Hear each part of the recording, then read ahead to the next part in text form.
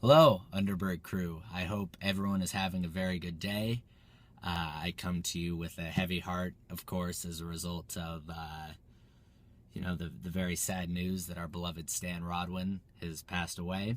Um, and I know a lot of you are making the trek out to Rochester to go and, be with the family during this very sad time. And I'm very sorry and very sad that I will not be able to be a part of any of those proceedings. Um, However, I found myself in the wake of learning of this news, having a lot of thoughts about it. And as a journalist, or maybe just as a result of who I am in general, when I'm feeling very intense emotions, I like writing it down. I like encapsulating how I feel. And so I decided, in lieu of being there and being able to talk with you guys, I would share what I wrote down about how I feel about the passing of Stan Rodwin. So this is my essay that I wrote for myself that I'm sharing with you, entitled simply Stan Rodwin.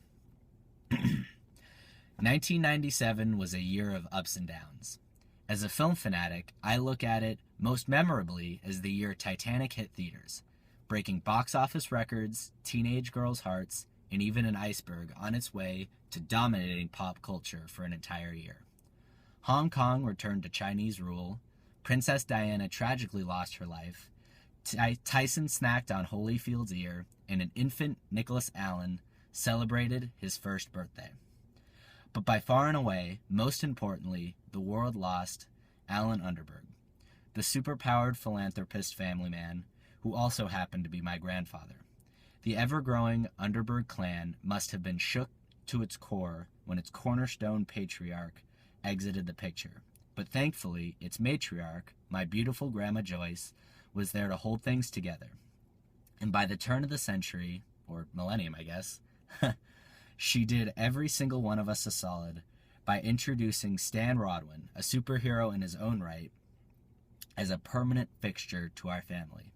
His ability to define himself as the grandfather figure for 9 age and personality diverse kids was something that I took for granted as a child, but I look back on now with wonder. I think most incredible is the fact that he filled this role not by declaring his relevance in our lives, or rather self-declaring his relevance in our lives, but by letting his actions prove that no one could be better equipped to sit at the head of this very special group. He also could not have made it more clear that being the sounding board and mentor for the 9 lucky individuals could not have been something that he wanted to do more. Entering every single conversation with the 8-year-olds and the 18-year-olds alike with the same jubilant intrigue that told the speaker that he was listening and he cared. And listen he did, to my thoughts and feelings about my kindergarten teacher and her poofy hair, to my frustrated outcries about my turbulent relationship with my father, to my admission that I felt a lot of pressure to succeed in college due to due to how costly and definite everything seemed to me at the time. And so we would speak, always honestly, because there was no lying with Stan, to this man who we knew in our hearts would have something profound yet realistic to say about our tropes, big or small. The feedback Stan gave me on varying topics will stick with me for the rest of my life, but one carrying theme that rings most true was his insistence on the importance of family.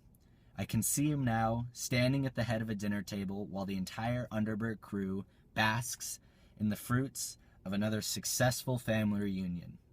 And Stan would truly bring it home that the fantastic thing about these trips was never just the swimming, the eating, or the overpriced excursions.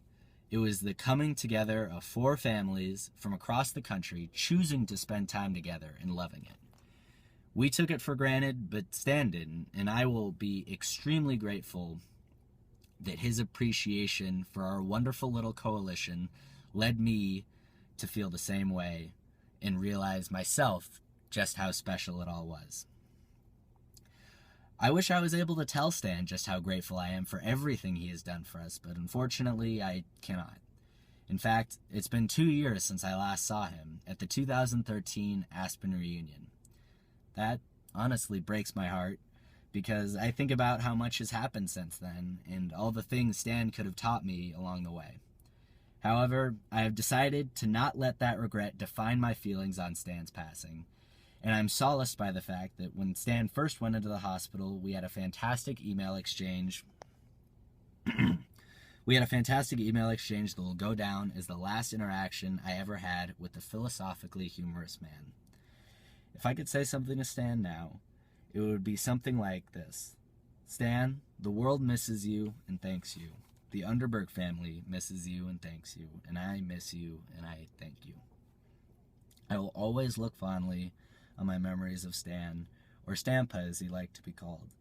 Because with Stan Rodwin, and I write this with a smile and a tear on my face, it was always the business of being a good man, a great role model, and the best damn grandpa I could have ever had. Love, Nick Allen. And so those are my thoughts on this very sad but reflective time. I hope you all have a wonderful Thanksgiving and a very happy holidays that are coming up with your red Starbucks cups. And I look forward to talking with you as the holidays come around and I come home, and I'm going to look forward to Skyping all of you and talking to all of you. So a very good day to all of you, and I love you all, and I'll talk to you soon. Bye-bye.